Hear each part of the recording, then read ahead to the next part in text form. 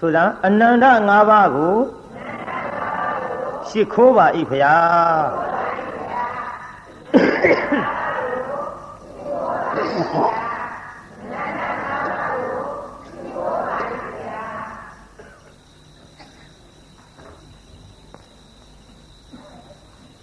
အနန္တ၅ပါးကိုရှိခိုးပြီးတဲ့နောက်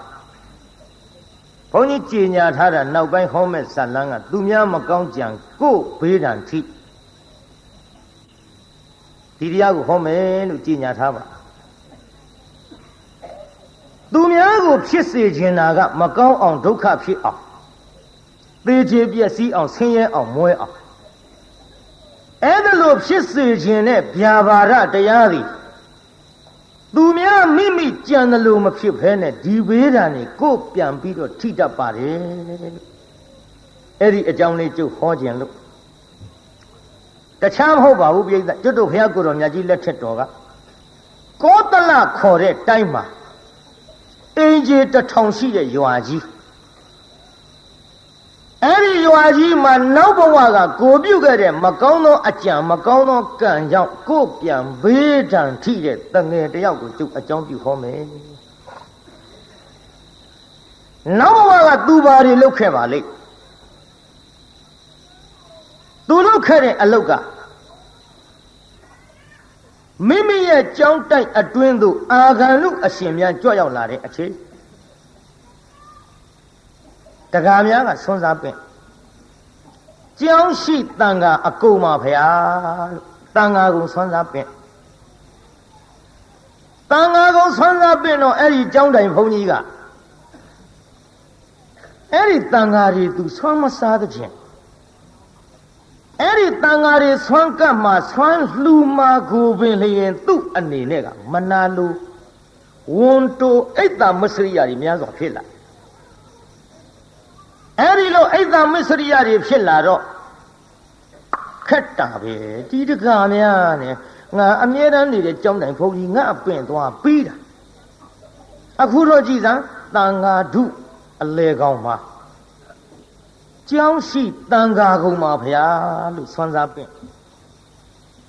မဖြစ်ဘူးမပင့်မဲထားရင်လည်းဝီနီးတော်နဲ့ငါမှအဆင်မပြေဘူးအလေမနဲ့ကြရင်တော့ခေါင်းလောင်းကြီးတော့ရှိသားပဲခေါင်းလောင်းထိုးပြီးပင့်ရမှာပေါ့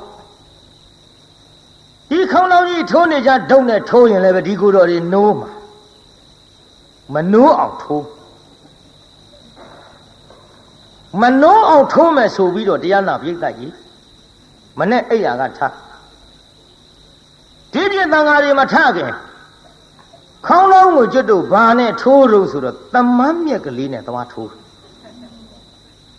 ပြိဿကြီးခေါင်းလုံးတမန်းမြက်နဲ့ထိုးလို့မြည်ပါသူများရဲ့လက်လာပါသူများဆွမ်းစားရမယ့်ကိစ္စဒါကိုပင်လျင်သူ့စိတ်ထဲမနာလိုဝန်တူပြီးတော့တမန်းမြက်ဖြားလေးနဲ့ခေါင်းလောင်းထိုးပြီးတော့အရာထဲဆွမ်းစားကြွတဘာတဲ့ကြွသွားတယ်ရှင်ဗျာ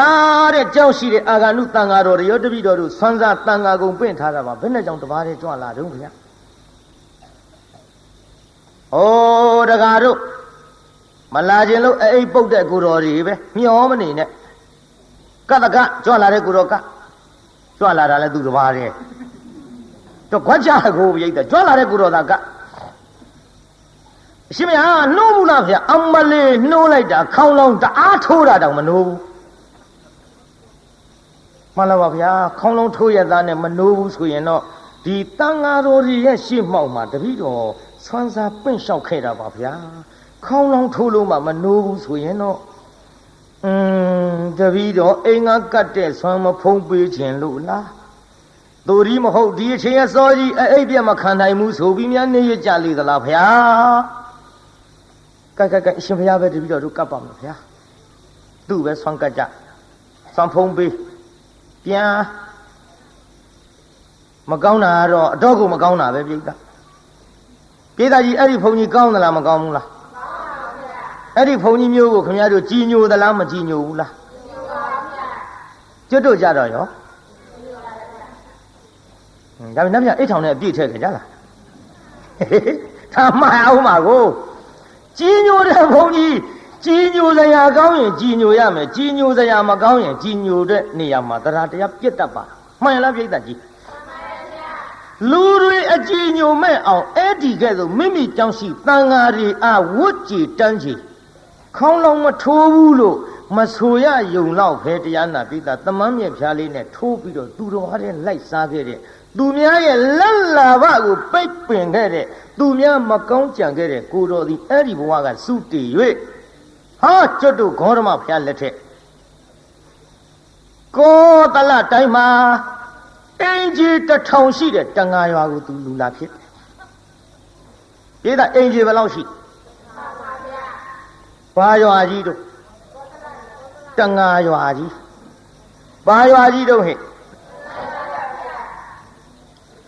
အဲ့ဒီတန်ဃာရွာမှာမိမတယောက်ဝမ်းသူတန်နေခတော့လေအဲ့ဒီအင်ကြီး1000ရှိတဲ့တန်ဃာတွေလုပ်ငန်းကင်ငန်းမှာအကုန်လုံး9ကောင်မှမရတော့ဘူးတဲ့ပြိတ္တကြီးကြည်တရားနာပြိတ္တမိမိမလှူလို့မိမိတွေမွဲတယ်မထင်နဲ့တော့ဘေးအဆွေအပွားတွေပါအဲ့ဒါလို့ဝန်တူနှမျောတဲ့ပုဂ္ဂိုလ်နဲ့ပတ်သက်ပြီးထိခိုက်လာတယ်အင်ကြီး1000ရှိတဲ့တန်ဃာတွေ9ကောင်မှမရတော့ဟာဘယ်လိုဖြေကုန်တာလဲဟာငါတို့အင်ကြီး1000ရှိတဲ့ရွာကြီးလိုက်စုံစမ်းလိုက်ကြတော့မင်းရရတကောင်မရဘူးကွာမင်းရောတကောင်မရဘူးကွာဟာမင်းရောတကောင်မရဘူးကွာတရွာလုံးတရားနာပြိတ္တနှက်ဆက်အောင်တူနဲ့တူတယောက်နဲ့တယောက်ရှောက်မေးလိုက်တော့အင်းကြီး1000ရှိတဲ့ရွာကြီး9ကောင်မှမရဟေးအကြောင်းထူးတယ်ကွာအကြောင်းထူးတယ်ကွာတို့ရွာကြီးထဲမှာယုံမာတဲ့လူရှိခက်တော့ခက်သားလားလေတန်ငါလှုပ်ရှားတဲ့လူပဲယုံမာတဲ့လူရှိပြီဆိုတော့ဘွားတော့ကြတာပေါ့ဟဲ့လူယုံမာရွေးမကွာသူများသက်တတ်တဲ့လူတွေလူယုံမာရွေးတော့မယ်တဲ့ပြိဿရဲ့လူယုံမာရွေးတယ်ဆိုလဲရွေးပြီမှာပဲပြိဿပြစ္ဆုတ်ပံကံကိုသူတို့တွက်တော်လဲတွေ့မှာကအတိတ်ကံယုံမာတဲ့လူကိုတွေ့မှာကိုပြိဿကြီးဘာတွေ့မှာတော့အတိတ်ကံဟေးဓမ္မတို့အင်ကြီး1000ရှိတဲ့ရွာတွေကလူယုံမာရွေးရအောင်900စီခွဲလိုက်ကြစို့900စီခွဲမင်းတို့900ကမရရင်မင်းတို့900တဲ့လူယုံမာပါလို့တို့900တဲ့ကမရရင်900တဲ့လူယုံမာပါလို့ကဲ900စီခွဲအလုပ်လုပ်ကြစို့ဒီလုပ်ငန်းတစ်ခါဆင်းပြီးလုပ်ကြအဲ့ဒီကလေးတန်တေတီးတဲ့မိမပါတဲ့အိမ်ကြီး900က9တကောင်မှမရဟိုဘက်အိမ်ကြီး900က9တွေရဟေးတို့ဘက်က900တဲ့ပါနေပြီกว่าလူယုံမှာက250စီခွဲကြစို့ကွာမတွေ့အောင်ရှာမဖြစ်250စီခွဲပြီးအလုံးလုံးလိုက်ကြတော့သူတန်တေတီတဲ့မိမပါတဲ့250ကတကောင်မှမရဟိုဘက်250ကရဟေးတို့ထဲပါလာပြန်ပြီကွာငါလဲကွာမကောင်းတာမလုပ်ပါဘူးကွာငါသတ်တဲ့လူကငါလဲမကောင်းတာမလုပ်ပါဘူးကွာဟေးတို့250တဲ့လူယုံမှာရှာကြအောင်စို့တရားအစိတ်စီခွဲကွာတရားအစိတ်စီခွဲတာအဲ့ဒီကလေးတန်တေတီတဲ့မိမတရားအစိတ်ထဲကတကောင်မှမရကိုဘက်ကရတယ်ဟာဟေးတို့ထဲပါလာပြီကွာတွေ့တော့မှာပဲကွာတရားအစိတ်ကိုခွဲကြအောင်စို့ကွာ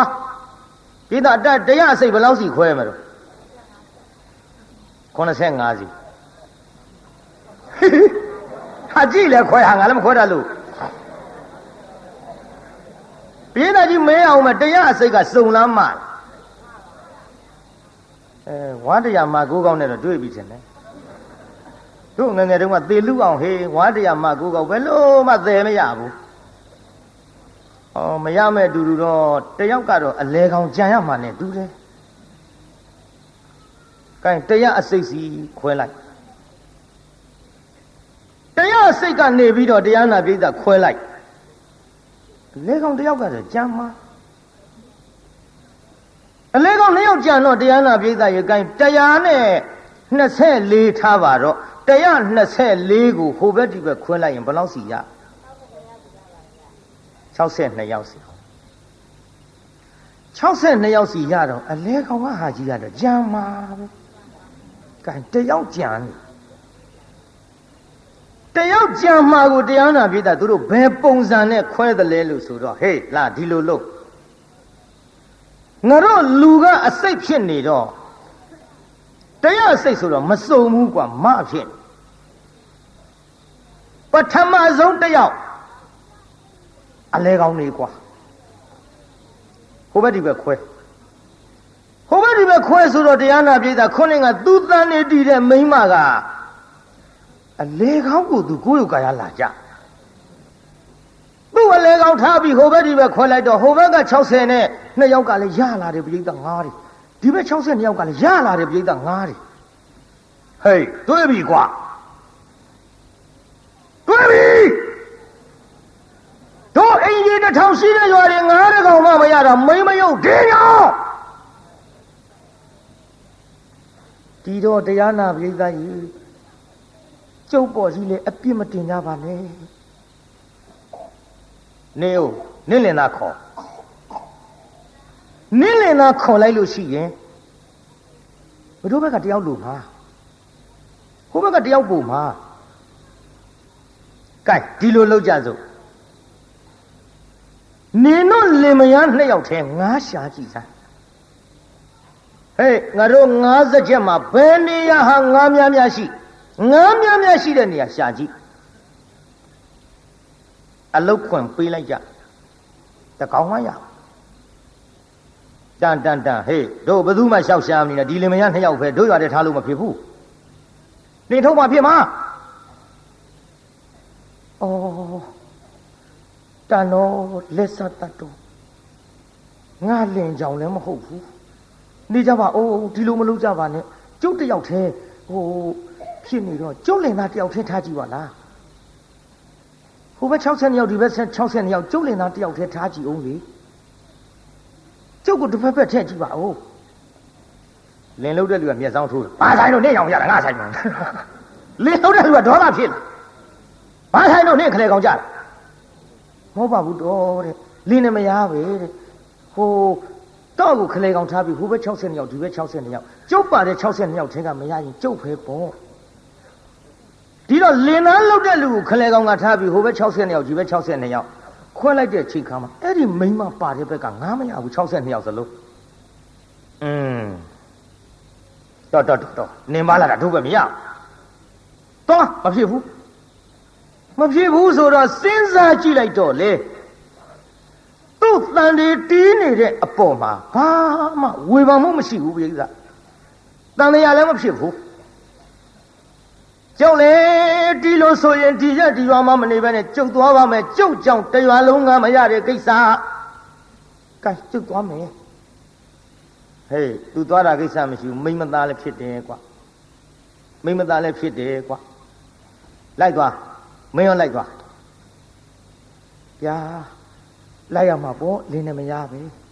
သူသွားကျုပ်လိုက်ရမှာပေါ့ကျွတ်တို့ဖာသာတခြားရဝေးသွားပြီးတော့လုတ်ကိုက်စားတော့ကြပါမယ်ခင်ဗျာလင်မယား2ယောက်စလုံးနှင်ထုတ်ခံရ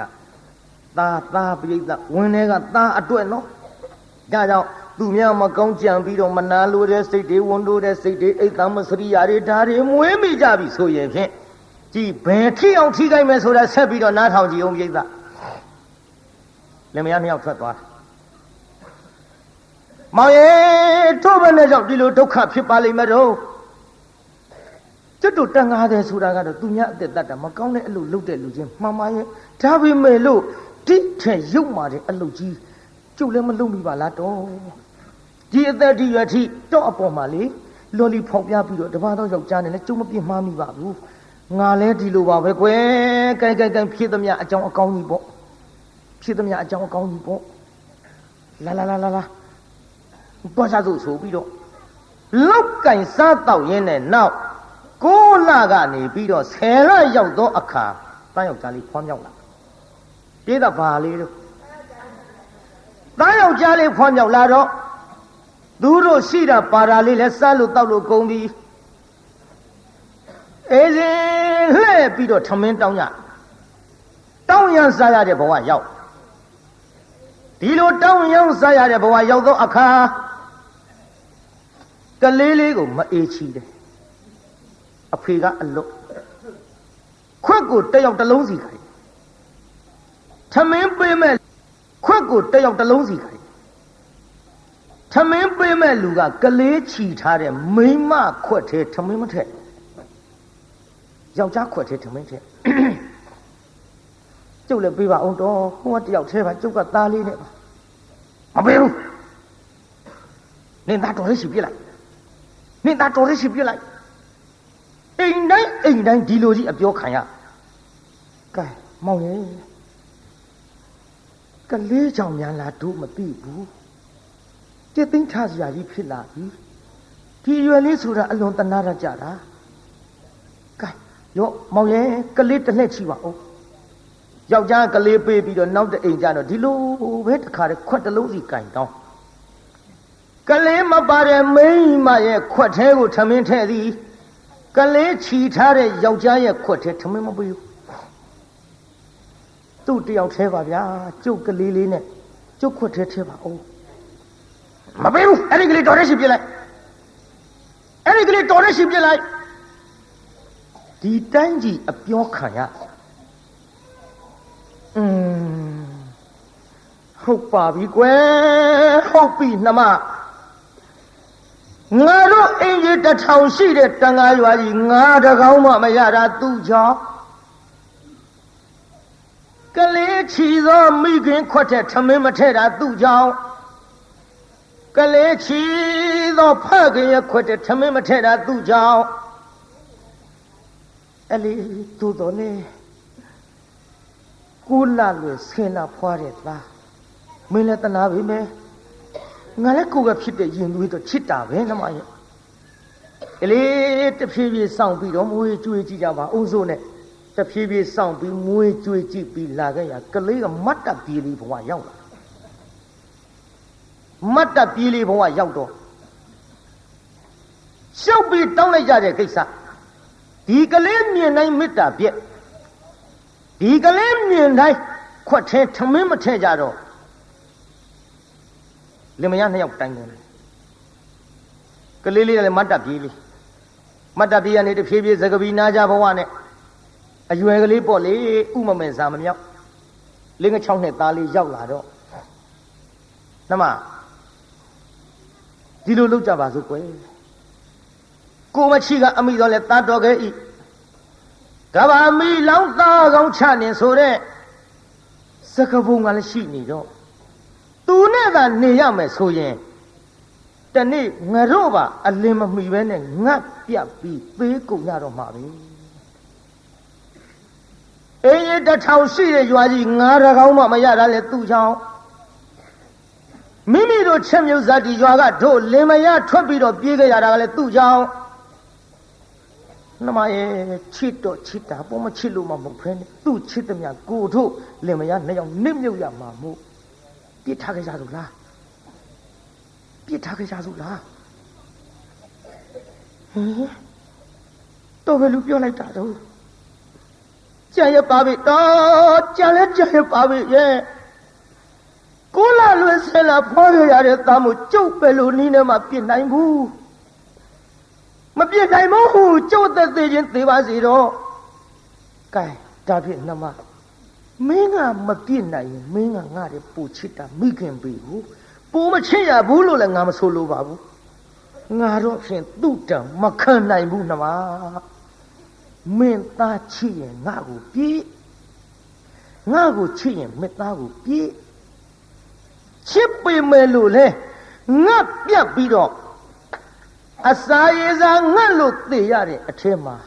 တတိုင်းလုံးတစ်ပြေလုံးဒုပိတ်ကန္တရကတ်ကြီးဆိုင်လို့အကုန်ငတ်သိတာအကြောင်းမဟုတ်ဘူးသူ့ကြောင့်ဒုလင်မယားနှစ်ယောက်ထဲတော့ငတ်အတိမခံနိုင်ဘူးအသေးမခံနိုင်မဲ့အတူတော့မင်းသားချစ်ရင်မင်းနေရခဲ့ ငါတော့မနေဘူးသွားမယ်ပြောကြနေပါအောင်တော့ကဲကျုပ်သားလည်းကျုပ်ချစ်တယ်တော့ကိုလည်းချစ်တယ်ဒါပေမဲ့လို့ဒီတိုင်းကြီးပြစ်ပြီးလို့လည်းမတော်ပါဘူးသူမသိအောင်လှည့်ပတ်ပြီးတနည်းနည်းနဲ့ထားခဲ့တာပေါ့ကောင်းဘူးလားအေးကောင်းတယ်ခမဒါဖြင့်ဒီလိုလို့သူပြောတာနဲ့သူကြားကုန်လားမသိဘူးကြားကုန်မလားမသိဘူးဆိုဟိုကနားထောင်နေတာကြားတာပေါ့မကြားပဲနေပါကလေးကဒါပေမဲ့လို့မိဘများငါပြစ်သွားလိမ့်မယ်လို့သူစိတ်သေးတဆန်းကြီးမြတ်မရှိသာသမီမိဘအာကိုးတာဟိမိဘအာကိုးတာဟိပြစ်သွားလိမ့်မယ်လို့သူစိတ်သေးမယုံကြည်ဘူးပြောတာတော့ကြားတယ်သူပြောတယ်ရဲ့လို့လဲသူတိတိကျကျဝေခွဲလို့မရပြစ်သွားကြစို့လို့ပြောတာပဲသူသိအဲ့ဒီလိုသိတဲ့စကလုံးလေးကိုပဲသူကြားရတဲ့အခိုက်ဘာမှနားမလဲရှာတဲ့ကလေးဆိုတော့လူလေးဗျာလာပါတို့တောင်းစားရတဲ့ဘဝငါသားသိတယ်နော်ဟုတ်ကဲ့ငါသားဒီရွယ်ကလေးရောက်လာပြီဟိုငါသားခွက်ကလေးနဲ့ထမင်းတောင်းမှုသလားတောင်းပါဘူးတဲ့မေမေတို့တောင်းကြွေးတာကျွန်တော်စားခဲ့ပါပြီဖေဖေတို့တောင်းကြွေးတာပဲကျွန်တော်စားခဲ့ပါတယ်ခင်ဗျဒါကြောင့်သားရဲ့အခုတော့လေဟိုမရလားဟိုပါဟိုအိမ်ကြီးမြင်ပါတယ်ခင်ဗျအဲ့ဒီအိမ်ကြီးကလေဟိုကလေးလေးတွေဆိုတိတ်တနာတာဒါသားရဲ့ထမင်းပေးမယ်လို့လည်းပြောတယ်ရော့ငါသားဒီခွက်ကလေးယူသွားခင်ဗျဟုတ်ကဲ့စားလဲစားလာပြီကျုပ်လည်းဘာမှမစားရသေးဘူးသူပေးမယ်လို့ပြောသလားပြောတယ်ငါသားရဲ့အဲ့ဒီအိမ်ကထမင်းပေးမယ်တဲ့ကလေးဆိုရင်လည်းတနာတတ်တယ်ရော့ငါသားဒီခွက်ကလေးနဲ့သွားဆိုပြီးခွက်ကလေးပေးလိုက်ကလေးကခွက်ကလေးနဲ့အဲ့ဒီအိမ်သွားထမင်းတောင်းကလေးအဲ့ဒီအိမ်သွားတော့ဘာမှမကြသေးဘူးမျက်ခြေအပြတ်လောက်မှာလင်မယားတယောက်နဲ့တယောက်ကင်ပြီးလစ်ကြလာသွားစို့ဟဲ့နေပါဦးတော့ဟိုအိမ်ကမပေးလိုက်လို့ရှိရင်ကျုပ်သားလေးဘာစားမလို့သူကနေသူရှိသေးနေပြီသွားလို့လာလို့အောင်ပြေးကြလို့ကြိုင်တော့ငါတိကျသေးကုန်လိမ့်မယ်မှတ်ထားဟဲ့ငါညီများနှမများမှတ်ထားဟဲ့လိမ္မာတဲ့သားသမီးကိုမပြည့်ရကြတော့လေမိုက်တဲ့သားသမီးတချို့သတင်းစာတဲ့အမွေပြကြေညာကြတာတွေတွေ့မှုတယ်မဟုတ်လားကြီးအခုအမွေပြတင်မကဘူးလူပါဖြတ်ပြီးတချို့အမွေပြကြေညာပြီမဲ့လို့ဒီလူကိုမျက်ခြေအပြတ်မခံရင်သားသမီးကောင်းတဲ့ဝင်ခွေရသေးတယ်ဟိုမှာကလေးဥမမယ်လေးကိုလူပါဖြတ်ပြီးပြေးကြပြီတရားနာပြိတ္တာပြစ်ထားခဲ့တော့ကလေးကခွက်ကလေးနဲ့အိမ်ထဲဝင်သွားဟဲ့ကောင်လေးဘယ်ကောင်လေးတို့ဗျာထမင်းပေးမဲ့ပြောလို့မဲကြံကြီးစီရတော့ဖေနဲ့မေရပြောလို့ဘယ်လို့နဲ့ဖေနဲ့မေနောက်လှည့်ကြည့်ဟောဖေတို့ဟောဗျာကျုပ်ပြေးသွားကြပြီဟင်နေပါဦးနေအဖေနဲ့အမေကရှိလို့လားရှိပါတယ်ကျုပ်ဖေနဲ့အမေခုနကဟိုနားလေးမှာဗျဟိုနားလေးဆိုရှိမှာပေါ့ဟဲ့ကျုပ်ကိုပြောလိုက်တယ်အဲ့ဒီအိမ်ငါတဲ့ကလေးဆိုတိတ်တနာတတ်တာပဲတဲ့တော့ကလေးနေလည်းတနာတာမဟုတ်ဘူးထမင်းပေးမယ်ပြောလို့ကျုပ်ခွနဲ့အယူခိုင်းလိုက်လို့ကြံကြီးစီကတော့တို့ပြောပါဟင်ဖေတို့မေမေတို့ငါလိမ်ပြီးတော့ပြစ်သွားကြပြီထင်ပါရဲ့ဟင်ငါစဉ်းစားကြည့်လိုက်တော့ဖေတို့အမေတို့ပြောတဲ့စကားဥမနားလေပြီအေးကြီးတစ်ထောင်ရှိတဲ့ရွာကြီးငါတကောင်မှမရတာသူ့ကြောင့်ငါပြောတာနဲ့တူပါရဲ့ကျွတ်တို့ချင်းမြုပ်ဒေသအင်ကြီးတစ်ထောင်ရှိတဲ့ရွာကြီးကထွက်ပြေးလာရတာသူ့ကြောင့်ဒီကနေ့ဒီအချိန်ထိထမင်းဝအောင်လည်းမစားရဘူးတဲ့သူပါတဲ့မိခင်သူပါတဲ့ဖခင်ခွက်ထဲထမင်းမထည့်ဘူးတဲ့သူတို့ပြောတဲ့စကားတွေအလုံးခြုံကြည့်လိုက်တော့တန်တော် ငါ့ကိုမတနာလို့ပြစ်ပြီးတော့ပြေးကြပါဗောလားအလေမိဘများအပြစ်မရှိပါဘူးငါအပြစ်တွေးကြီးပါလားအခုဒီအိမ်ကလည်းကြံကြီးစီယာငါထမင်းပေးမယ်လို့လည်းမပြောဘူးတဲ့ကလေးမြင်နိုင်လည်းမတနာဘူးတဲ့ဟုတ်ပါတယ်ခင်ဗျာကျုပ်ဖေတို့မေတို့ကျုပ်ပြစ်သွားကုန်ကြပါပြီခင်ဗျာကျုပ်ကိုတနာလို့ရှိရထမင်းလေးကျွေးပါခင်ဗျာဟင်မင်းဖေနဲ့မေကပြစ်သွားမင်းတို့အိမ်နဲ့ရောက်ရင်တို့အဖတ်တင်နေလိမ့်မယ်တော်ဟဲ့ကောင်လေးသွားဟိုဘင်းတော့တောင်းဟိုဘင်းကပြီးတာကန်းတည်းဟိုဘဲအိမ်လေးလို့ဟိုဘဲအိမ်သွားခွက်ကလေးနဲ့မလီတော့ချိုင်းစီရတော်နှင်းထုတ်ကလေးဘယ်အိမ်ကမှမပြီးဘူးဒီလိုနဲ့ထမင်းမစားရတဲ့ဘဝဒဇက်မိတ်အယိုးလေးတွေဂျိုးလေးတွေထမင်းတို့ဟင်းတို့တွေစွန့်ပြေသွန်ချရာဖြစ်တဲ့တချို့နေရာအမိုက်ပုံတွေကအယိုးလေးတွေကောက်စုပ်ခွေးကျွေးတဲ့ထမရေအိုးဝင်နှိုက်လို့ငေါက်ထုတ်လို့ထုတ်ဒီလိုနဲ့မစားရမတော့ရအငတ်ငတ်အပြက်ပြက်နဲ့ကြောက်စရာကောင်းတယ်နော်ဝန်တိုးတာတွေနှမျောတာတွေဟိုခေါင်းလောင်းလေးကိုခေါင်းလောင်းကိုတရားနာပြီးသားသမမ်းမြက်ကလေးနဲ့ထိုးခဲ့တဲ့ကံနေနော်ကြောက်စရာကောင်းလုံးလို့အဲ့ဒီလိုမစားရမတော့ရနဲ့အိတ်တော့တစ်ပင်ရင်စားတော့အမိုက်ပေါ်ဒီလိုဒုက္ခတွေကြုံပြီးတော့နေရတဲ့အခိုက်ရေလည်းမချိုးကောင်းကဆံမင်ကလေးကလည်းလိန်ကြည့်ပြီးတော့တခါမှမရိတ်တော့ဂုတ်ပေါ်ရောက်ကောင်းလေးကိုလမ်းတရက်ဖြစ်လို့လမ်းတရက်အဲ့ဒီတော့ကများစလာမသိပါဘူးအေးငါညီများငါပေါ်လည်းမျက်စောင်းထိုးကြပါနဲ့ကွာနော်မင်းတို့ကတော့လှအောင်ထားတာပါဟိုကတော့မိဘကမပြုစုလို့ကွာတမင်တက်တယ်ကိုမရိတ်နိုင်ရေးမချိုးနိုင်ညစ်ပေးလို့မင်းတို့ကဟိုဂုတ်ထီအောင်စပင်လေးတွေထားပြီးဒီကော့စမတစ်တို့ဘာတို့အုံစီတို့ပေါ်လကွာမိုးပွင့်တို့ပေါ်လကွာရေမွှေးတို့ပေါ်လကွာမင်းတို့နာကတ်ရင်မှုမှုကြံကြံလေးတွေပါကွာဟိုကောင်လေးကကြီးကွာကောင်းမှုကွာချိုးတယ်ကွာတော်ချိုးတာကွာသူကလမ်းပေါ်နေရလို့လမ်းတရေကိုကွာမင်းတို့ကလမ်းမော်နေတော့နေတာပေါ့ကွာအိတ်တော့မင်းတို့ကအိမ်အိတ်တာပါကွာနော်မင်းတို့ကလမ်းတရေအစ်စ်မဟုတ်ဘူးကွာအတုဟိုကောင်လေးကလမ်းတရေအစ်စ်ကိုအိတ်တော့လေလမ်းမော်စားတော့လေအမိုက်ပုံဒုက္ခတွေကြုံပြီးတော့နေတဲ့ဖုတ်တဆေလေးကြလို့အဲ့ဒါလို့ဒုက္ခဖြစ်နေတဲ့ကလေးဟောဒီကနေ့တော့ဟေးရှင်သာရိပုတ္တရာကိုရောမြတ်ကြီးကလည်းသပိတ်ပိုက်ပြီးတော့ဆံငံကြွအလားမြင်တယ်ကလေးကိုမြင်တယ်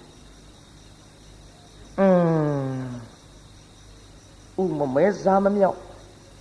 ရောက်ချင်ရရောက်ပေါက်ချင်ရပေါက်ရှောက်သွားနေတဲ့ကလေးနဲ့တူရဲ့ကောင်းမောကဆမ်းမင်းနဲ့လည်းကြက်ပြားကြီးဖြစ်ဖုံနဲ့အမိုက်ချင်းအိတ်ခန္ဓာကိုယ်လည်းအဝတ်အစားမရှိစပြန်တော့လည်းအမိုက်ပုံတွေကဟိုရိုးလေးကောက်သွားလိုက်ဟိုထမင်းရိုးလေးကောက်စားလိုက်သူ့ဖြစ်ပုံကိုတိတိချာချာသပိတ်ပိုက်ပြီးတော့ရက်ပြီးတော့ရှင်သာရိပုတ္တရာကိုရောမြတ်ကြီးကြည့်သူ့အကြောင်းကြည့်လိုက်တော့ဥပနိတယမြင်လဲမြင်တော်မူတယ်လေသိလဲသိတော့သာဝကဝိနည်းကလည်းဖြစ်နေပါသဖြင့်ကြည့်ကလေးအပါကတ်ဟဲ့ကလေးဗျာအိုးဘုန်းကြီးကိုဗျာလို့ပြောရဘူးကွဖះလို့ထူရတယ်ဖះအေးအဲ့လိုထူကွမင်းမသူသားတော့ကျုပ်အမေသားပေါ့ဗျအိုးတပည့်တော်အမေသားပေါ့ဗျလို့ပြောရတယ်ကွတပည့်တော်အမေသားပါဗျာအေးလေအမေကမွေးတာတော့ဟုတ်တာပေါ့ကွမင်းမေကဘယ်သူတော့တပည့်တော်အမေကအမေပဲဗျာအေးလေအမေတော့အမေပေါ့ကွမင်းမရှိသလားတပည့်တော်အမေရှိတယ်ဗျာအော်မင်းဖေရောဟေ့ရှိတယ်ဗျာဘယ်နေတော့ကွမသိဘူးဗျာအမေဖေနဲ့မရှိတယ်ဆိုတမရှိပါတယ်ဗျာ ပြီရှိရင်ဘယ်နေတုံးကွယ်မှန်လားပါဗျာဘယ်နေမှမသိဘူးဗျာအေးဟဲ့နေပါအောင်ကွယ်အဖေမရှိတယ်ဆိုတာလည်းသိပြီးတော့ဘယ်နေမှမသိဘူးဆိုရအောင်ဘယ်လိုလဲမင်းစကားငါနားမလဲဘူးကလေး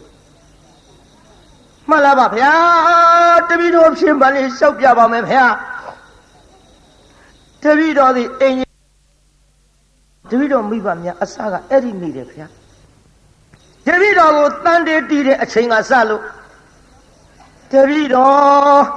မိခင်ဝန်ထဲမှာတပည့်တော်တန်တေးယူတဲ့အချိန်ကစလို့အင်းကြီး1500ကောင်မှမရလို့ခွဲကြတယ်ဗျာ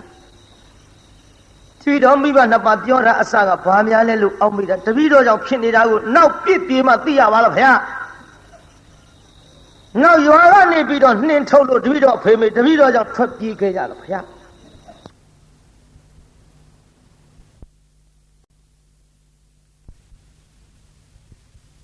ပည့်တော်မိဘများကတိုင်ပင်ကြတဲ့စကားကိုမချိကအမိတော်လဲတတ်တော်ခဲ့ဤကဘာမီလောင်းသားကောင်ကိုချနေပြစ်ပြေးကြသောလို့အဖေကပြောတော့အမေကငိုတော့ဗျာအေးမင်းသားချီရင်မင်းနေရေးငါ့ကိုပြစ်ငါ့ကိုချီရင်မင်းသားကိုပြစ်လိုက်ခဲ့အဲ့ဒါလို့ပြောတဲ့အတန်လေးလည်းတပည့်တော်ကြားမိတယ်ဗျာနောက်တော့တပည့်တော်ခွက်ကလေးပေးလို့လူလေးဟိုအိမ်ကထမင်းပေးလိုက်မယ်ကလေးဆိုရင်တနာရတဲ့ဆိုပြီးတော့ခွက်ကလေးနဲ့လွှတ်တပည့်တော်ထမင်းသွားပြီးတော့တောင်းတဲ့အခိုက်အတန်းအရှင်မယားတပည့်တော်ကိုမိဘနှစ်ပါးစွန့်ပြီးတော့ပြစ်ပြီးတော့ပြေးကုန်ကြပြီဗျာမိဘနှစ်ပါးအပြစ်လည်းမရှိပါဘူးတပည့်တော်အပြစ်ဗျာမိဘနှစ်ပါးရွာတွေကထွက်ပြေးရအောင်ခံစားခဲ့ရတဲ့ဒုက္ခတွေတပည့်တော်ကြောင့်ပါဗျာတို့ဖြစ်ပါ၍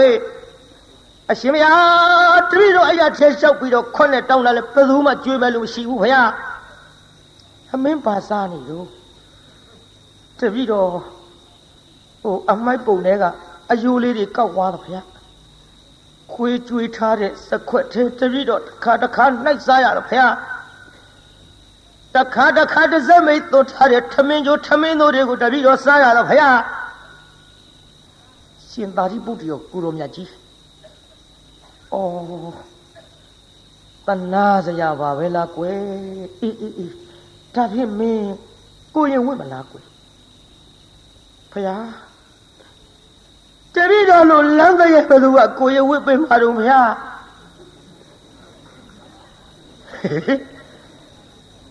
လမ်းတဲ့ရဲ့အစ်စ်ပြောတာပါကွာတို့ခုခေတ်အတုတွေမဟုတ်ဘူးတပည့်တော်ကလမ်းပေါ်မှာနေလမ်းပေါ်မှာဆက်လမ်းပေါ်မှာအိတ်လို့တပည့်တော်ဆင်းရဲတော့ဗျာတပည့်တော်လို့ဖုတ်တစေဘသူကသင်္ကန်းဝစ်ပေးမှာတော့ဗျာဟေးမင်းဝစ်ပေးမဲ့လူရှိလို့ပြောတာကွဘသူကဝစ်ပေးမှာလဲဗျာတပည့်တော်အိမ်ထဲကိုအဝင်မခံရဘူးဗျာဩမင်းငါဝစ်ပေးမှာလေဗျာရှင်မကစားတာလားဩဘယ်ကစားရမှာတော့ကွတပည့်တော်တကယ်သနာလို့တကယ်ဝစ်ပေးမလားဗျာအေးဝစ်ပေးမှာပေါ့ကွဟုတ်လားပါဗျာတပည့်တော်သနာလို့ဖြစ်သင်္ကန်းဝစ်ပေးတော်မူပါဗျာတပည့်တော်မြတ်စွာဘုရားမြောက်ပါတဲ့သင်္ကန်းဝစ်ပေးမယ်ဆိုရင်တပည့်တော်ဝစ်ချင်ကြောင်းပါဗျာလို့ရှင်သာရိပုတ္တရာခြေသလုံးတော်ဝင်တအားဖက်လို့အိုးခြေမမိုးတော့မျက်ရည်တွေညာရွှဲဟဲ့တိတ်တယ်လာသွားကြစို့ရှင်သာရိပုတ္တရာခေါ်တော်မူသွားပြီးတော့သင်္ကန်းစီးပေးလိုက်ကိုရင်ကလေးဖြစ်သွားကိုရင်ကလေးဖြစ်သွားလို့သင်္ကန်းစီးပေးလိုက်တော့လေသူ့ရဲ့နောက်ဘဝကမကောင်းတဲ့အတိတ်ကံကြီးကနှိမ့်ဆက်လိုက်တာလေသူနဲ့အတူတူသွားတဲ့ရှင်သာရိပုတ္တရာကိုရောမြတ်ကြီးအားဆွမ်းလောင်းဖို့ဆိုတာဝေလို့လက်အုပ်ကလေးချီပြီးတော့ရှေးခိုးသူများမရှိတော့ကျက်သိမ့်ထစရာကြီးကြောက်စရာကြီးပြိဿဒါကြောင့်သူများလှူတာများလေကို့တပြားမှကုန်တာမဟုတ်ဘဲနဲ့မနာလိုဝန်တူစိတ်များမမွေးကြနဲ့ပြိဿကြောက်စရာကောင်းလုံးလို့ကျက်သိမ့်ထစရာကောင်းလုံးလို့ရှင်သာရိပုတ္တရာကိုရောမြတ်ကြီး သူပါသွားတာနဲ့ဆွမ်းလောင်းမှုဆိုတာဝေလာဝေးစွာလောင်းရလားပြိဿလက်အုပ်ကလေးချီပြီးတော့ရှ िख ိုးမဲ့တရားဓမ္မတော်မရှိယဟန္တာမထေကြီးပြီးပင်လျင်တရားနာပြိဿဓမ္မတန်ဝေကကြီးရတဲကြောက်စရာကောင်းတဲ့အတိတ်ကမှာသို့တော်လည်းတီးခမ်းပြီးတော့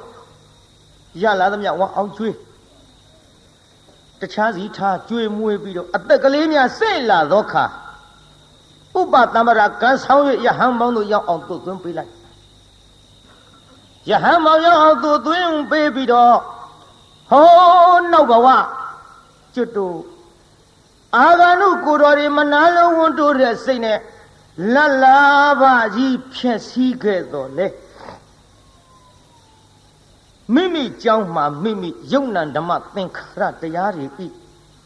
အဖြစ်အပျက်ကိုခရဝရတင်ပြီးတော့အာထုတ်ခဲ့တဲ့ကျွတ်တို့ဥပနိဒယလေးကဒီမာလာအကြောင်းဆက်လိုက်တော့ဟောနောက်လေအာသောကုန်ခန်းလို့ယဟန္တာတော့ဖြစ်ပါရဲ့ဆုံးဝအောင်မဖုံးပေးရရေးသားကြီးဆုံးဝအောင်ဖုံးပေးရရဲ့လားဆုံးတထမှဝအောင်မစားရဒီလိုတထမှဝအောင်မစားရဘဲနဲ့နေလာခဲ့ရဒီကနေ့ရှင်သာရိပုတ္တရာကိုရောမြတ်ကြီးကပြစ္ဆောခဏနဲ့ညံတော်နဲ့ဆင်ញင်းပြီးကြည့်လိုက်တော့ဩလောဘကတိတ်တာလောဘကတိတ်တာသင်ပြီးဒီကနေ့ပရိနိဗ္ဗာန်စံတော့မှာပါတကားယဟန်ဘဝရောက်လာသည့်အထိတထာမှသူဆောင်းဝအောင်မစားရဘူးဒီကနေ့ငါ့ကိုဆွမ်းစားပင့်ထားတဲ့တကားတူရှိနေသည်သူခေါ်သွားပြန်ရင်လေသူခေါ်သွားပြန်လို့လေကြိုက်မှကြိုက်ပါမလားယဟန္တာကြီးတွေတောင်ကျက်သိမ်းထားအလေမျိုးပေါက်ထားပြစ်ခဲ့တာကောင်းပါရဲ့ပြီးတော့မှတခါတယောက်ဆွမ်းအပုခိုင်းရတော့မှာပဲငါရှင်လောတကတိတ်တာဆွမ်းစားတော့ပင့်ထားတယ်သို့တော်လေငါရှင်သတိထားလို့ဟောဒီမြို့ပေါက်မှာနေရနော်ဘယ်မှကြွမသွားနဲ့တင့်အတွက်ငါဆုံးဖို့လွတ်လိုက်မယ်မှန်လားပါဗျာရိပ်မိပါပြီဗျာဖရာတို့တော့သိပါပြီဗျာဖရာတို့တော့အကြောင်းပြုပြီးတော့ကလေးဘဝကကိုရင်ဘဝကနေပြီးတော့ယဟန်ထိစောက်ရှောက်ခဲ့တဲ့ဥပိ္ပဇေဆရာကြီးမို့လဲတပည့်တော်လေးစားမိပါ၏ဖရာတပည့်တော်ပါလာတာနဲ့လဲရရအကသာဝကဖြစ်တဲ့ယဟန္တာမထေကြီးတော်မှလဲဆွမ်းလောင်းတာတွေဆွမ်းကတ်တာတွေလှူတာတန်းတာတွေရဆဲလို့အရှင်ဘုရားလက်အုပ်ချီသူမြမရှိတပည့်တော်သိလဲသိခဲ့ရပါပြီဘုရားမှန်လားပါဗျာတပည့်တော်ဒီမှာနေရပါမယ်ဗျာငါဆွမ်းဖို့လွတ်လိုက်မယ်နော်ငါရှင်တမဗျာဒီလိုနဲ့ရှင်သာရိပုတ္တရာကိုရောမြတ်ကြီးမြို့ထဲဝင်ပြီးတော့တကအိမ်ဆွမ်းစားပြီးတော့ဟဲ့တကတယောက်လာစားရောက်ဆုံးနေဆုံးရင်နေထည့်ပြီးတော့ဟိုရွာပေါက်မှာယဟန်တစ်ပါးရှိတယ်နော်မြို့ပေါက်မှာယဟန်တစ်ပါးရှိတယ်အဲ့ဒီယဟန်ကိုဒီဆုံးနေသွားပို့ကြီးကတ်ခဲ့နော်မှန်လားပါဗျာမှန်လားပါဗျာရှောက်ပြီးဆွမ်းဟင်းပကံတွေနဲ့ဆွမ်းပကံများတွေနဲ့လင်မန်းကြီးနဲ့ကြာနာထည့်ပြီးရွက်တော့သွားတာပဲပြိတ္တာအဲ့ဒီတကာကမေ့ပြီးတော့လေလမ်းနဲ့သူ့ဟာသူထိုင်စားပြစ်ကိုချိုးကိုနဲစားပြီးဟိုတကာကပြန်သွားတစောင်းဆောင်နဲ့ငါဥပိ္ပဇေဆရာကြီးကဒီကနေ့ဆွမ်းကခိုင်းလိုက်မတဲ့လောဘကဒိဋ္ဌာမင်းလောဘဝကကြောင်တိုင်းဖုံးကြီးဖြစ်စဉ်အခါကြွလာတဲ့အာဂန္ဓုတန်ဃာတော်ဒီအာဆွမ်းမစားစီလို၍သူများဆွမ်းကတ်တာမနာလို့ပြီးတော့ခေါင်းလောင်းတောင်မင်းသမမ်းမြက်လေးနဲ့ထိုးခဲ့တဲ့အတိတ်ကမှလားတိခံကိုပြုတဲ့ကံဟဲ့ သူများမကောင်းကြတာအခုတော့ကို့ဘေးဒဏ်နေပြန်ပြီးတော့ထိနေပါလားလောကဒိဋ္ဌာ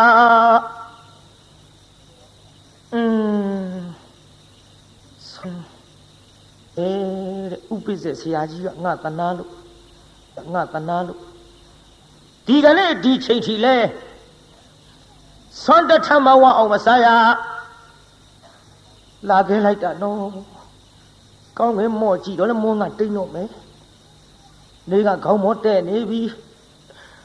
ဒီနေ့လည်းပဲလို့နီးနေမှာဆွမ်းတထဝအောင်စားရမယ်မဟုတ်ပါဘူးမျော်ရင်နဲ့ပေါ်မလာဘူးနောက်ရှင်သာရိပုတ္တရာကိုရောင်မြတ်ကြီးပြန်ကြွငါရှင်သင်ဆွမ်းဖုံးပေးပြီးပြီမဟုတ်လားတတိတော်ဘသူကကတ်လို့လဲဗျာဟေးဟဲ့ငါရှင်တခါတယောက်ဟိုဆွင်းနေရောဆုံးနေရောပြင်ပြီးအဲ့ဒီလွတ်လိုက်တာပဲလင်မကြီးနဲ့စားတဲ့လင်မကြီးပါဘူးကျွတ်တို့ခုခဲနဲ့မှန်တော့ဒီလိုပို့လေသလားလို့ပေါ့ဗျာမလာပါဘူးဗျာနောက်ဘဝကပြုခဲ့တဲ့ကိုယ်ကံကိုယ်များညံနဲ့ပြန်ပြီးဆင်းခြင်းမိရလားငါရှင်သိပါပြီဗျာဆင်းခြင်းမိပါပြီဗျာအလေသို့တော်လဲငါရှင်မနဲ့ဆွမ်းမဖုံးပေးရတော့လဲညနေစွမ်းငါခံပြီးတော့ကျွေးမယ်ညနေစွမ်းခံကျွေးမယ်တဲ့ယုတ်ပြိတ္တဘာစွမ်းလို့ညနေစွမ်းဆိုလို့ခမည်းတော်စားတဲ့ထမင်းတွေကိုဆွမ်းခံကျွေးမှာမဟုတ်ညနေစွမ်းဆိုတာစတုမတူတို့ထညက်တို့တကာတို့ကြံရည်တို့ဘီလာရည်တို့ပေါ့ဗျာခုခေတ်လို့ဆိုရင်ဘုရုံးကတော့ဒီအရည်တွေကတ်ကြသလားရှိသလားလည်းမသိပါဘူးညနေစွမ်းတပိတ်ကြီးနဲ့လှက်ပတ်ပြီးဆွမ်းခံလို့စတုမတူတွေတပိတ်အပြည့်ရရှင်သာရိပုတ္တရာကြီးအားရဟန်ကြပြီခုချင်းဒီဆွမ်းစီမှမစားရသေးဘူးကဲငါရှင်ရော့ဖုံးပေးဆိုလက်ကလေးနဲ့နှိုက်မဲ့အလုပ်ပြန်ရုပ်တယ်ဘာဖြစ်လို့တော့ငါရှင်မှန်လားပါဗျာတပည့်တော်လက်နဲ့လှည့်လိုက်လို့ရှိရင်စတုပတုပျောက်ကုန်လိမ့်မယ်ဗျာမပျောက်ပါဘူးလေကိုင်ငါရှင်ငါလက်နဲ့ကင်ထားမယ်နော်ဖုံးပေးအားရအောင်ပိဋကတပိတ်ကြီးပါသူ့မပေးရဲဘူးတပိတ်ကြီးပါမပေးရဲဘူးအပေါက်မပါပဲနဲ့ပျောက်ကုန်မှာဆိုလို့ကြောက်စရာအတော်ကောင်းတယ်နော်ပိဋကအဲ့ဒါနဲ့တရားနာပိဋကကြီးရှင်သာရိပုတ္တရာကိုရောင်မြတ်ကြီးကတပိတ်ကြီးကိုင်လို့ငါရှင်အားရအောင်ဖုံးပေးလို့ကုံရောတပိတ်တစ်လုံးကုံရောပေါ့တထမဝခဲ့ပဲပရိနိဗ္ဗာန်စံမဲ့နေ့နောက်ဆုံးတထဒီစတုမရုဇွန်တထပဲသူဝအောင်ဖုံးပေးသွားရဒီလိုစတုမရုဆုံးတထဝအောင်ဖုံးပေးပြီးတဲ့နေ့မှာပဲလောတကဒိဋ္ဌာမထေကြီးအနုပါဒိသေသခေါ်တဲ့အကျွမ်းမရှိတဲ့ပရိနိဗ္ဗာန်စံဝင်တော်မူရရှာသည်ကြောက်စရာကောင်းတယ်နော်နိဗ္ဗာန်ရောက်တာတောင်အငန်းငန်းအပြတ်ပြတ်နဲ့ရောက်ရဒါကြောင့်ခမည်းတော်ကျွတ်တူလည်းပဲဒီစိတ်ဒီအကြံဒီမကောင်းတဲ့ကံတွေများမပြုတ်မိအောင်လို့ဒါသတိပေးတဲ့အနေနဲ့ဒီဇာလန်းကိုဒီနေ့ဟောရပါသူများမကောင်းကြတော့ကိုယ်ဘာဖြစ်မြင်မလားရှေ့တုန်းကကြားဘူးမှာပေါ့ငယ်တုန်းကဖို့သူတော်တယောက်ကြောင်းရှိရွတ်လိုက်တာသူများမကောင်းကြံကိုပြန်ပေးတာထိဘယ်လန်းသွားတာသူများမကောင်းကြံကိုပြန်ပေးတာထိမုန်းတယ်မတယောက်ကဖိုးသူတော်အတော်အမြင်ကတ်တော့တွေးကြသေးတာပေါ့ဒီသူတော်ပါလဲမဟုတ်ခဲနဲ့ကမ္မထမ်းမဟုတ်ဘာမဟုတ်ရွတ်လိုက်တာသူများမကောင်းကြံကိုပြန်ပေးတာထိဘာမှလည်းမသိဘူးကဲဒင်းတော့ထိစီရောဟဆိုပြီးတော့မုန်းရှက်ကြီးတစ်ချက်အနတ်အရသာနဲ့ပြည့်စုံအောင်လုပ်ပြီးတော့အစိတ်တွေလူးပြီးတော့ပေးလိုက်တယ်ဘုသူတော်ကကြည့်ဟာမှုရတာပါလားဒါလောက်ငွေဒါလောက်အရသာရှိမဲ့မုံငါနဲ့မတတ်ပါဘူးလေဘုရားကိုတော်မြတ်ကြီးဆွမ်းတော်တင်ပါပဲဘုရားဆွမ်းတော်တင်လိုက်ပါရောဗျာဘုရားဆွမ်းတော်တင်တော်မုံတယ်မရဲ့သားကလည်းအဲ့ဒီကြောင်းထားတာဆွမ်းတော်တင်မုံကြီးသူ့သားအကောက်ကြိတ်လိုက်ပါရောဗျာဇန်ခဲနဲ့ဘုသူတော်ကကြည့်ဟာကလေးမင်းမလို့ဖြစ်တာတော့အဲ့တော့မင်းမေလူတဲ့မောင်း哦，妹妹还得没啥，妹妹都撇狗米，妹妹留在梦上跑跑肚着，嘿，这叫他掉来着，叫他掉来着，到，都没到考级上，叫那这要梦从那人搞啥了？从那人说路，从那人啥的路，人家这里查去了，我这里为啥吧？从那人这里查啥喏？几乎从那人梦搞啥来着？底下那边的三根那个里。对要说家话说，叫那这样从那点梦高山路啊，谁把比北北的路来抽呀？我没嘛，我也别路去了。好的，北京手机的啥玩意儿？别个来的搞啥狗嘛嘞？北京手机的跑肚着，谁抽了踩着了？几啥都没啥玩意儿，我哩都啊，没啥玩意从那点了，叫哪里搞啥的嘞？我哩不都打里面去巴嘞？不都打里面去巴嘞呢？都要比啦。别人来要这样那边的多可能叫哪里呢？对，表，怎么？看见哪里从那里梦里搞啥路？别呀！哎，没嘞，过去那把我了，过去。打别了，比如他们来跑路上干嘛谈啊？我样边过来比，啊，后面干嘛谈别多？说到干嘛谈不完后的。都哪里抓起比如阿妈来跑肚着，干嘛唱啊个样边过来比，哎，这个都哦，比如哈，都面没讲讲来点没嘛，跑肚着有点干嘛唱但个边背单体路，都哪会背下把的这个，大家就都这样拿的别打起来嘛，讲的阿路的，其他那个啥比如都拿的微个小人家把子，不要想呀嘛，把拿的东西，都拿的都家不嘛。家不了，活动啊嘞，活动啊，跑肚着的把戏的讲嘛，跑肚着，都人家个二里地下个跑泥路好的，好方面就这个跑肚着个乱吃，就这个跑泥个，二里跑肚着话，这样那边的，哎呀，太联系没样，这要多少来了，来要不就的。来了周表家话说，来要不一个，干阿公来公那不，连西米亚呢骂哟，连西米亚呢骂着这样那边的，这样那这样七线路差，我那个来桥的路个来的忙但是没有回来中多的怪把着啦，我明白个，应该还是西湖的拉进拉着地外不，啊，七线路差。叫我跑肚着个来，这样那别大几10年小的路呢，那么大那个没来，10个话来都也苦面子啊，要多少笔？哎，不也有的路呢？我联系中了这样那别的，多也不报，没多也不报。哦，大姑的出个讲旁边的情绪里。我讲的路子妙背的钱包那里，有吃大餐，可讲可为吃家入瑞嘛，把出来呗。多少的钱里包，这有吃大包，那都可讲可为呢。这路呢，这样那边的有多，路个来的忙但是没有回来多少人，怪把着拉人拉着吃杯。你看来怎么着拉个没来，10个话来都也苦面子啊，多少要。ဒီလိုနေလာတာတနေ့သ၌ကြတော့တရားနာပိဋကကြီးလင်လုံးတဲ့လူကညာကြီးမင်းကောင်ပြန်အလားဟုတ်တော့အေးအိမ်ကလူပြန်လာပြီဒီမလာဖုတ်သူတော့ကတုံးဆွဲခေါ်သွားအဲ့လေးလက်ဆွဲခေါ်သွားကတုံးဆံမရှိဘူးဘယ်လိုဆွဲမလို့လက်ဆွဲခေါ်သွားလက်ဆွဲခေါ်သွားပြီးတော့တစက်မိတ်ချထားတဲ့လူတထိုင်မလွတ်တယ်လို့စင်အိုးကြီးတဲ့ထက်တော့ခေါင်းကနည်းနည်းအထက်မောက်ပြီးပေါ်နေအဲ့ဒါဘန်းစုပ်ကြီးကောက်အုပ်ဘန်းကလည်းပကံများလောက်စုပ်ပကံများလောက်အလဲကောင်ကစုပ်တဲ့ဘန်းအုပ်လိုက်တော့သူ့ကောင်းကြီးကဘန်းပေါက်ထဲကနေဖူးဖူးကြီးထွက်ဒီတော့လင်လုတ်တဲ့လူကပြောဟဲ့နေမလို့တော့အချိန်ရှိမှာအဟိုမိဘတွေကငါချောင်ပြကြောင်စားဆုံးလို့ကျုပ်သိမ့်တာ မိမများတေခတုပတ္တိညာကောင်း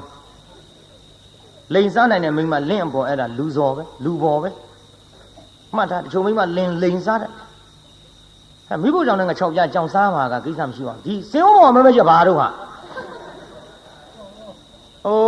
တော့နဲ့တော့အဆန်းလို့ကျွတ်တော့ကောက်ဆိုင်စီထောင်ထားတယ်မဟုတ်လားတော့ကောက်ဆိုင်မတွေထုထုခေါ်တယ်မောင်းတစ်ကြီးလေတော်ဝဲလာတဲ့မောင်းတစ်ကြီးညံကကောင်းတယ်ပြုံးမနဲ့ဆိုတော့အခုမောင်းကြီးတိုင်မဲ့မဲကြီးအေးငါဝဲလာတဲ့မောင်းကြီးငါတခါမှထုမကြည့်ရဘူး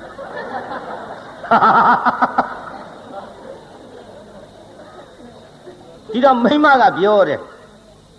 တော်တဲ့အချိန်မရှိမှအရာထဲမီးလာပါလားဆိုပြီးလန့်ကောင်ထုပါနဲ့နည်းနည်းတော့စမ်းကြည့်ရအောင်